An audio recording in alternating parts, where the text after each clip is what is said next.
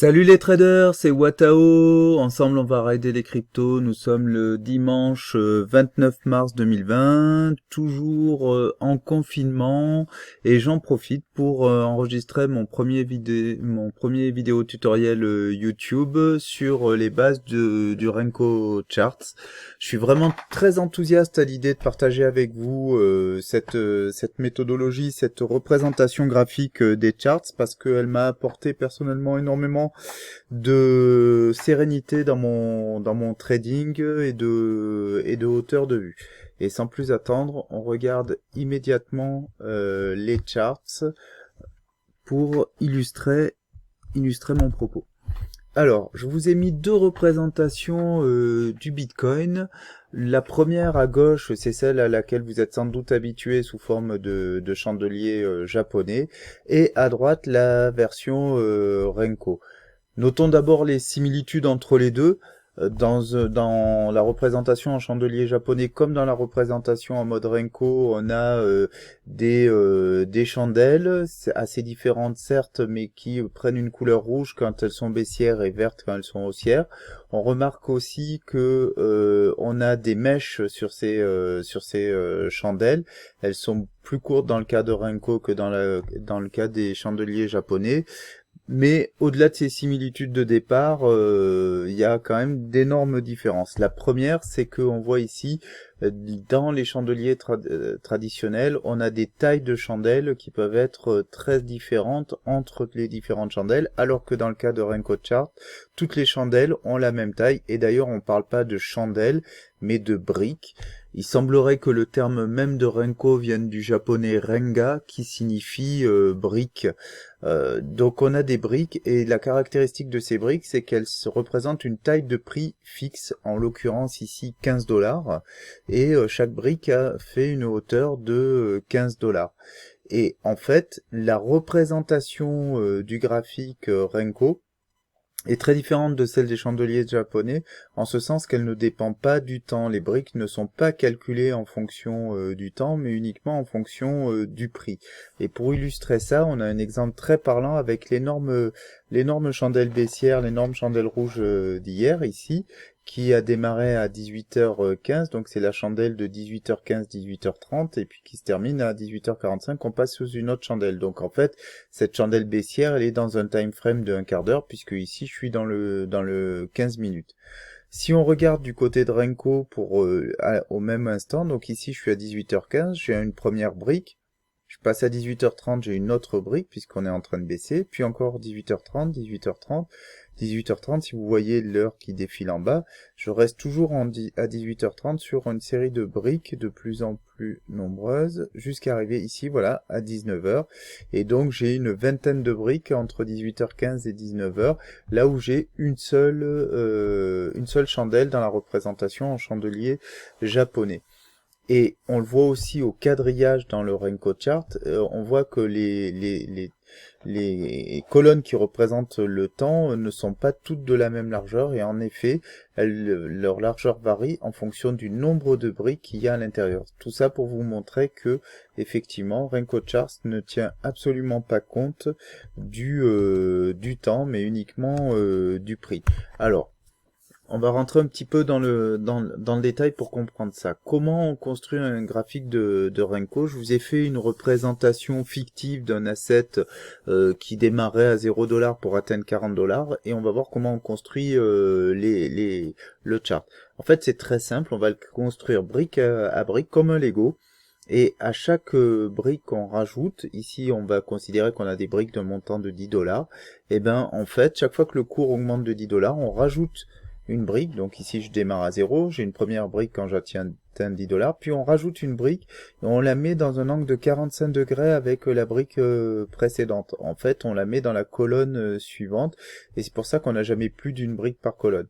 Puis quand j'atteins 30 $, je rajoute une brique, quand j'atteins 40 $, je rajoute encore une brique, et là j'ai une brique rouge parce que le cours s'est retourné, la tendance est désormais baissière, et j'ai une brique entre 30 et 20 $. Pour rajouter cette brique là, il faut noter qu'il y a une particularité, c'est que mon cours dans la brique précédente avait clôturé à 40 $. Donc pour pouvoir clôturer en rouge une brique à 20 $, bah, ça veut dire que j'ai retracé 2 fois la taille de ma brique. Je suis passé de 40 $ à 20 $. Donc j'ai baissé de 20 $ entre le haut de ma brique verte et le bas de ma première brique rouge, qui est quand même un signe de retournement important. D'ailleurs, si on s'intéresse aux mèches, on va voir qu'elles sont importantes aussi en termes de représentation de la volatilité dans le chart de Renko, puisque en fait on va représenter une mèche en fonction de la hauteur qu'aura atteint le prix au-delà de la brique sur laquelle il y a la mèche. Je m'explique. Ici on était à 40 $, on a fait une poussée du prix au-delà de 50 $, et à ce moment-là, TradingView nous dessinera une brique. Si on n'a pas dépassé la taille minimum d'une brique, il n'y a pas de mèche qui apparaît. Ce qui veut dire qu'en fait, voilà, on est allé jusqu'à 50 $, on est revenu à 40 $, et on a représenté cette mèche. C'est un indicateur de la volatilité qu'il y a pu y avoir. La mèche peut être un peu plus grande. Donc, elle va pas dépasser 2 briques, puisque si on avait dépassé, on était monté, mettons, à 65 $, on aurait dessiné une nouvelle brique. Pareillement, sur la brique rouge, ici, on a une mèche. Ça signifie que en fait, je suis passé de 40 $ à 30 $, puis je suis descendu, mais je suis peut-être, entre-temps, le prix est peut-être remonté au-delà de 40 $ avant de redescendre à 20 $, d'où le dessin de la représentation de cette mèche. Donc c'est un indicateur de volatilité, ça indique qu'il y a une forte bataille entre les bulles et les bears autour de ces prix-là, et on verra qu'il y a des stratégies Renko qui utilisent les mèches, même si on détaillera pas ça dans ce premier tutoriel qui se veut plus basique. Les avantages de Renko, très rapidement, c'est que ça permet d'avoir une vision simple et claire de la tendance, une vision simple et claire des supports et des résistances. Ça élimine le bruit sur le graphique, et puis ça se combine très bien avec les indicateurs classiques auxquels on est habitué, RSI, moyenne mobile, droite de tendance, etc. Donc si on repasse sur les charts, on va illustrer un petit peu ça. Donc par exemple, toujours sur le graphique du Bitcoin, ici on peut très facilement dessiner ici une droite de tendance qui montre que on fait des plus bas sommets ici, successifs. Donc notre prix est capé à la hausse. Et puis inversement, on voit ici que, si j'y arrive, que voilà, on fait des plus hauts creux. Donc on voit qu'on est en train de dessiner une sorte de triangle. Alors évidemment, on peut le voir aussi sur les chandeliers japonais, mais qu'est-ce que je prends? Je prends le corps des bougies, je prends les mèches, etc. Moi j'ai tendance à dire les corps de bougies nous disent l'histoire et les mèches nous racontent des histoires. C'est un peu le narratif, les mèches en chandelier japonais. Mais en tout cas c'est un peu plus difficile à placer que sur le Renko, où c'est tout juste évident et où on se prend pas la tête pour placer ces droites de tendance. Autre point, on voit aussi qu'on peut assez facilement placer les zones de résistance comme les zones de support. Ici on en avait une.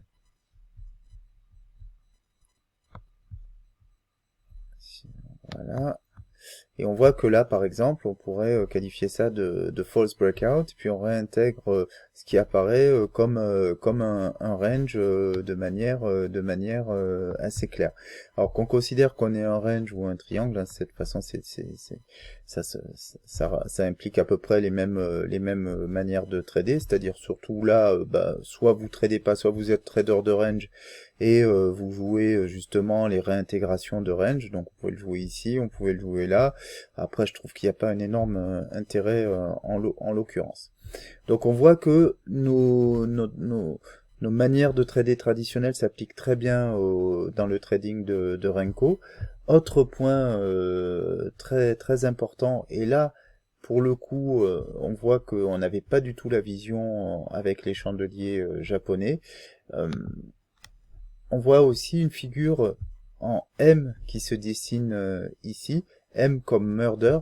Alors je vais citer un de mes mentors qui est El Fantasio, Crypto Fanta, que vous connaissez peut-être, en tout cas que je vous invite à découvrir sur YouTube, et qui lui-même s'inspire de The Rational Investor, et qui dit que quand le marché vous sourit, et ici on voit un beau sourire, c'est qu'il va vous prendre votre argent. Donc voilà, tout ça parce que on fait un M, c'est-à-dire plus bas sommet, et normalement plus bas creux. Donc en fait, le M là, il est pas dessiné, hein, évidemment, mais en tout cas, on a une zone à surveiller ici, parce que typiquement, si vous décidez de jouer sur le triangle, ici, si on casse là ce niveau-là, eh ben, on aura finalisé notre M, et on va probablement aller chercher plus bas un prix inférieur. Donc on voit que le Renko Chart simplifie la vision des cours, et nous donne une version simplifiée, beaucoup plus claire du cours et de sa tendance. Après, Renko Charts permet aussi d'établir des stratégies de trading spécifiques qui lui sont propres, et on va illustrer la plus basique d'entre elles, qui consiste à en fait acheter ou vendre les retournements de tendance. Donc en fait, je reviens sur mon graphe simplifié de mon asset fictif. Ici, on vit un retournement de tendance, et la stratégie la plus basique de Renko Chart, c'est de dire quand j'ai ce retournement, c'est-à-dire quand j'ai un changement de couleur finalement de ma brique, je prends le trade dans le sens de la couleur de ma brique. Donc ici, j'ai une brique rouge, je me lance dans un short. Et inversement, si j'avais une brique verte, je partirais en long. Alors, exemple ici. J'ai la chute de mon prix, puis une brique verte. Ici, je place un premier long. Je le laisse courir, et puis ici, retournement de la tendance. Quand j'ai ma brique rouge, ça veut dire que mon long est fini. Je devrais partir en short, et je stoppe mon trade pour partir sur un short qui va arriver là, puis qui va repartir ici, que je vais stopper, et je vais stopper ici. Si je l'ai pris là, je suis en perte. Par contre, je reprends un long. Ici, je l'amène jusqu'ici, jusqu'à cette brique rouge qui va le stopper, et là, par contre, je suis gagnant, puisque je vais gagner l'équivalent de ces 4 briques, là. Et ainsi de suite, et on voit que en fait, de signaux en signaux, globalement, si je prends cette période de temps, quand je vais gagner plus que ce que je vais perdre. Donc on voit assez clairement ici que sur cette période-là, on serait gagnant. Alors, moi j'ai testé la stratégie sur le Bitcoin. Globalement, cette stratégie ultra basique d'acheter ou de vendre les retournements de tendance est gagnante à long terme, mais par contre ça fait énormément trader, énormément de frais pour des gains finalement limités. Donc on va en rester là pour cette vidéo, et on verra dans une prochaine vidéo d'abord les subtilités du calcul de la taille des briques, mais aussi la manière d'autres stratégies de trading beaucoup plus avancées qui vont qui vont faire en sorte que plutôt que de prendre tous les trades à chaque retournement de tendance, on va prendre uniquement ceux qui ont le plus de potentiel, en cédant d'autres types d'indicateurs. Je vous remercie de votre attention, et puis je vous dis à bientôt.